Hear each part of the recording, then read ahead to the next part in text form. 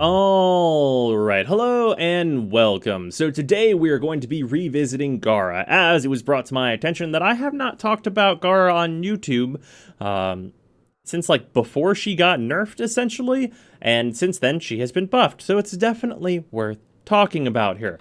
So first and foremost, let's show the build and elaborate upon it. So this build is a very well-rounded build that focuses mostly on duration, as having your 2 up for long periods of time is going to make your life a hell of a lot easier. With that, it does patch up the negative range from Narrow-Minded with Stretch and Augur Reach in order to have a good amount of range for doing AoE damage, and also improving minorly your infinite scaling damage.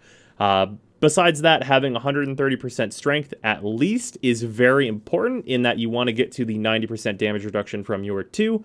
And in terms of bulk, this build has about 12.5k EHP whenever your 2 is up. And as we just did Inaros, I'm just going to compare it to that. That's like 2/3 of an Inaros. That's not bad at all. She is a pretty tanky girl.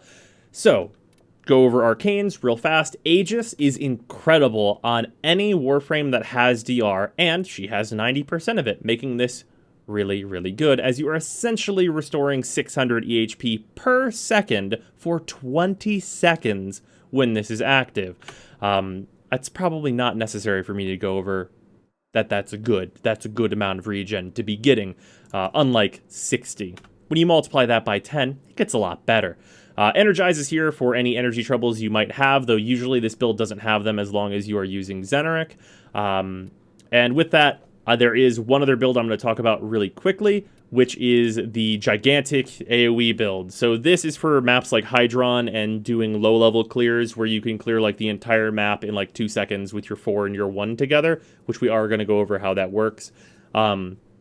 In this build, it is worth noting that I have actually not decided whether or not Augur Secrets or Augur Reach is better in it, and it seems like it's so close that it might as well just be to taste, essentially. So if you have both of them, try them both out. If you only have one, use the one you have. They're both totally fine in this build.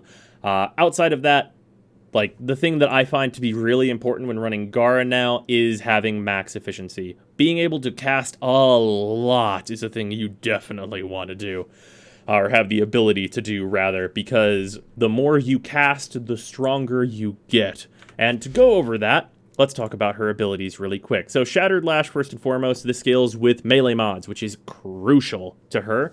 Her one, if you tap it, will be a puncture damage shot that just shoots forward and is very fast. Or if you hold it, it will be a slash damage slash that hits multiple enemies in front of you in a pretty good radius. So this ability, just by itself, is great for clearing up trash mobs, and is totally like viable for pretty much all content that realistically exists in the game. If you're an hour into a survival, you might use it for CC, and that's about it, but still, that's a use. Her most important ability is Splinter Storm. So this is where she gets her infinite scaling damage, this is where she gets her bulk, this is where she gets her team support, because you can put this on allies and allied like structures and shit. That means you can put this on drones, defense objectives, excavators, that rhino that's in your party that for some reason keeps dying, all that shit. You can put it on anything, and when you do that, you just look at someone and go, you have 10 times as much HP, enjoy that, you fuck. And it's the greatest thing to be able to point at someone and be like, you basically can't die, just don't let me down. It's very, very effective. And now, since we talked about her most important ability, we unfortunately have to talk about her useless ability, which is Spectral Range. This ability is unremarkable in pretty much every way. It's just bad. It is supposed to be a form of crowd control, but it is absolutely like the least effective thing for that. And the minor synergies that this thing is supposed to have just don't really work, as you need to sit next to it when it's supposed to be CCing enemies. And it just doesn't really work out, because you could just kill those guys. Or, alternatively, use Mass Vitrify, which is a much more effective means of crowd control.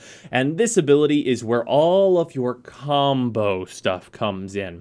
So, thankfully, this ability was buffed so that if you encase an enemy with it, like if you encase an enemy in glass with it, their EHP is calculated into the defense of the barrier, which means that this scales as levels go on, as long as you're catching enemies in it, which makes this pretty good for doing things like mobile defense. I probably wouldn't trust it on a real defense mission if you're going endless and would pick Frost instead, but it's very, very good for defending individual points. Along with that, let's talk about the combos that your kit has, as they are very important and varied. So, right off the bat, you have your 2. So, a thing I did not mention about your 2 is that it has a damage AoE, and we're going to take the level 50 enemies in this test just to show that off real quick-like. So this is determined at base by your strength and all that business, and oh wait, these enemies are level 150, and I'm letting them shoot me. Congratulations, you played yourself. Okay, one second. Well, one moment. That test isn't till later. That test is later. So level 50, where they basically can't hurt me. We're gonna take these guys, and we're gonna show the ability off. So yeah, there you go. Now you can see it does a little bits of ticking damage. Isn't that wonderful? Great, awesome. So the combo with this ability is that if I take my 4 and activate it, it not only A, refreshes my 2, as you can see in the bottom right corner, it also, if I go outside of it, lets me use my 1, in either the slashing form or the puncture form, to turn my 1 into a damage AoE that shoots outward from your 4, and also adds that damage into your 2 while it is active. So you're going to notice a significant difference in the damage that my 2 now outputs.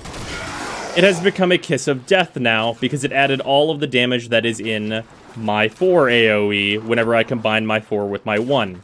That is very, very good, and you can build this up continually and infinitely, meaning that, essentially, if you build it up long enough, you can instant-kill any enemy in the game by standing next to them, which is quite good. Along with that, that damage AoE can be fairly large, and is a good, like, it's a good length. Even just like at base, like if we're just talking like the 125%-ish range I have, totally useful, like good for like individual room clear and things like that. The other build I showed is for like the gigantic map clear and all that business. So this stuff comes together to make it so that you have infinite scaling damage that is also protecting you and all of your teammates. You have a 4 that can defend objectives when needed. You have a 1 that is some minor CC if you hold it, because this will knock enemies down very often. And it is just very good overall. Gara is quite well-rounded and works very well. So for that, let's bump this test up to 150, so we can talk about another combo that is very underrated, and that is known as freezing status. Also, you'll notice that even though these enemies are level 150, I still almost have the Kiss of Death, and one more stack would give me the Kiss of Death back. So, let's clear these duders out, so I can talk about, oh, also, even these, like, 150 Ancients, like, look at that ticking damage. And, like, by the time you're at, like, level 150 content, you're gonna be way more built up than this. So, freezing status. If I cover these guys in glass, and before they're fully frozen, shoot them with a Tigress, per se, whenever they freeze, the status of Slash also freezes, which means that they just take slash damage forever. So on a weapon that has incredibly powerful slash damage, I can shoot them once with a Tigress and then never worry about it, because this is going to kill pretty much anything that exists. Like, my glass encasement lasts a good long time.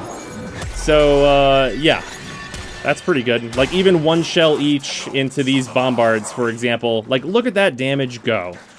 So if you want to do some pretty cool shit, the Tigress is Gara's friend.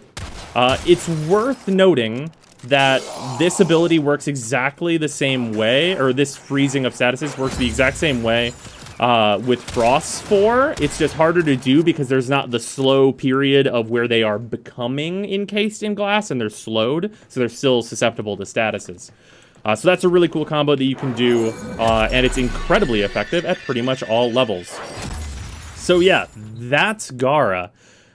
She's incredibly effective, and like, because she's less good at defending things now, she's really more of an offensive Warframe that builds up her 2 while like being basically impossible to kill as long as you're a bit offensive.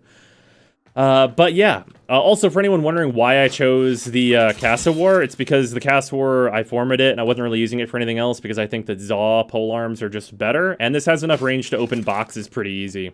That's literally the reason. So with that, that's Gara. I hope you guys enjoyed this, hope you learned something, and I will see you tomorrow.